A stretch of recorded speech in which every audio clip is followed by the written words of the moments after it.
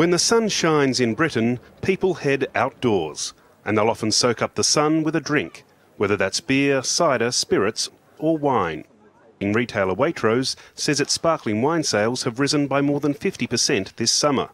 But people aren't just drinking more wine this year, the country is producing more wine too.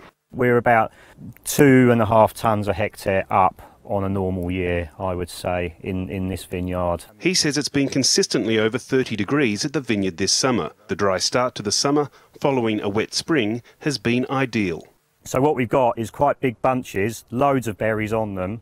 So what we're looking at with these is it's absolute dream scenario in terms of grape growing. Vineyards in the region are on track for an earlier harvest. Some are looking at dates in mid-September, rather than the usual time of early October. And it's got people in the industry predicting 2018 could be a record year. The best year on record for English wine was 2014, when we produced about 6.4 million bottles.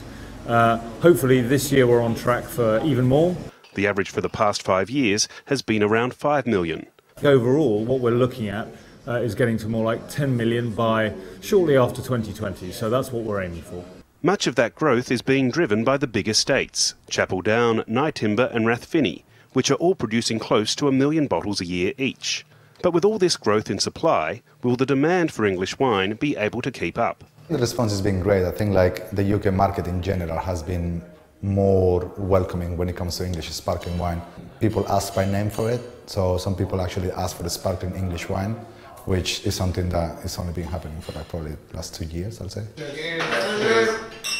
And with hotter summers becoming the norm in Britain, that's giving wine lovers something to cheer about.